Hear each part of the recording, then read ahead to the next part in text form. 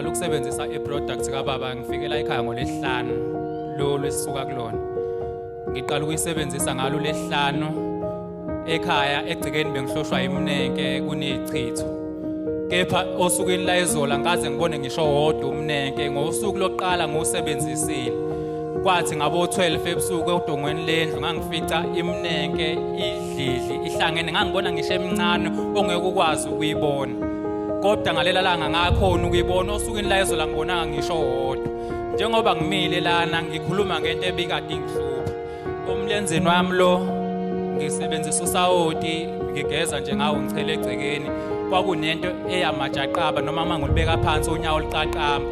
Kodwa kusukela osukwini la izolo bengazi ukuthi kade ngijima lo mlenzo ngala nje uthense ngazi ukuthi nje kade ngijima bazalwane okusho ukuthi ama products ababa angisebenzelile.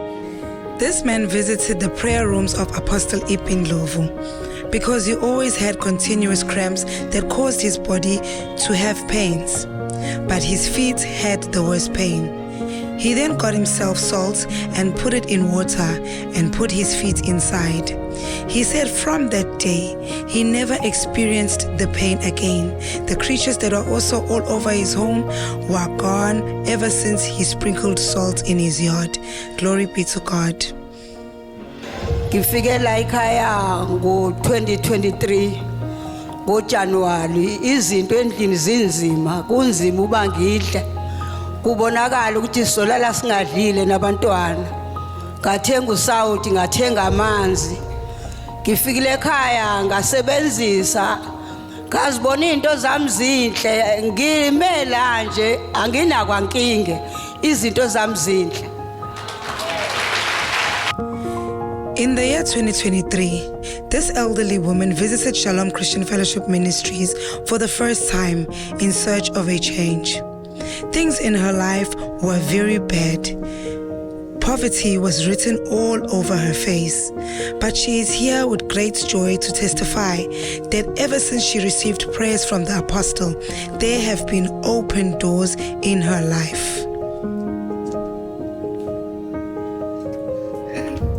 Ngifike lapha ekhaya qalo January ekupheleni kwaJanuary benesimo emsebenzini ngingafunwa ubasi bese ngibizelwe HR ekuthiwa ngizoyo anasibezo sign warning noma bezoxoshwa na so lonto yenzeka ngoLesihlanu angimemeke uanti wami ohamba la ekhaya size esontweni ngoSunday ngithole masiye fasteleni ngithola ikhandlela elibovu nosawoti kuthiwe in 3 days ngizowubona umehluko.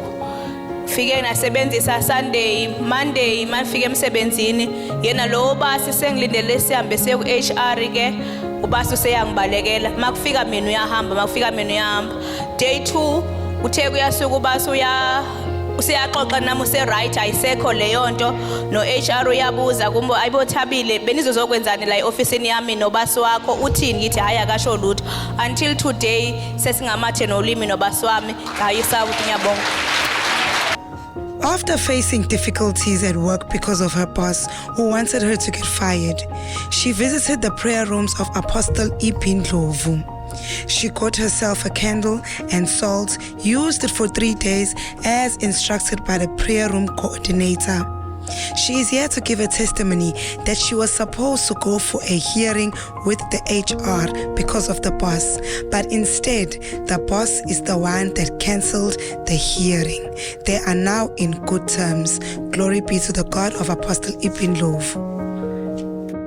Ukhona nawo bazalwane kwaphuma amasele ayisithuphe ekhaya lami ngawazi ukuthi aphuma pha amnyama tebhuke wasangakusasa ngathatha ichibi ngafuna ukuphalaza ala ngaphuma ichibi leza ngezansi ngahamba ngayo ngingakwazi ukwenzani ngahamba ngaya ngaphandle ngathi mangifika ngaphandle ngakhipha ngazi noma kwakuyigundane noma kwakuyini nante eyayishala lapha esifubeni kwaphela konke lokho kwaphela ngalelo langa kwaphuma inhliziyo yenkukhu ngayibona yaqathaka phansi namhlanje ngiyaphila bazalwane ngihamba yonke indawo ngiyakwazi nje ukugijima nangenyawo zami amen bazalwane ngithi ngiyambonga uNkulunkulu ngechibilela lapha ekhaya kodwa mawuzolethemba uma ungazukulethemba wethemba izwe bazalwana ngeke mhlawumbe likwenzele lutho lela ngenzela mina bazalwana ngoba ngakhuphuka ngasuka lapho ngaphila ngiyenza yonke into yami esekhaya egcekeni amen bazalwane. After she visited the prayer rooms of Apostle Ipindlovu, she got herself holy water and drank it every morning. She tells us that she vomited something very strange because she was always ill. After that, she went to the toilet, and when she got there, something strange came out of her that looked like blood clots. Ever since all of this has been happening, she has been healed instantly. Glory be to God.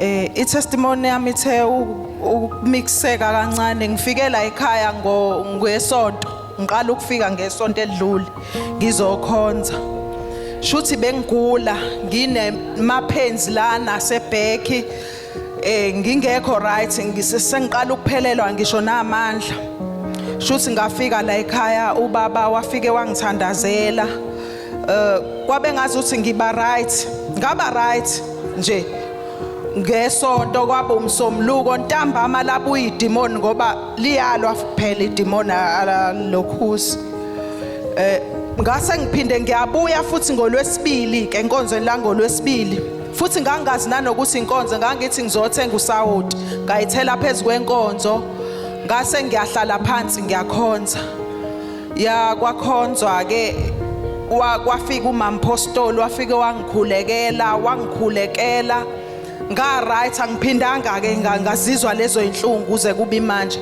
shuthi ngesonto ke ubaba uthi manje anobaba uDuma nobaba uDube yebo wayekhulekela usawoti wegceke shuthi ngangenayo imali yokuthenga usawoti shuthi wayesethi nalabo abangenayo imali yokuthenga usawoti abeze bazokhongozela ngeza ke nami ngazokhongozela usawoti ngafika ngachela ekhaya ngizohamba ngolwesibili shuthi ngabuya ke ngolwesine mengibuya ekhaya ngizwa kuthiwa khona ibhodlela mengithi ngiyabheka nanti ibhodlela liboshele entweni phansi livele obala egcekeni ekhaya ngiyabonga ogcobeni lala ekhaya ngibonga kakhulu.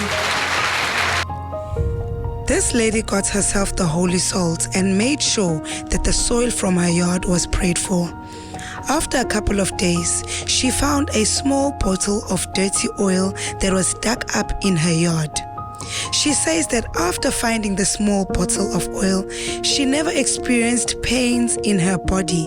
They all just disappeared. This tells us that her illness was not an ordinary one, but it was a spiritual attack.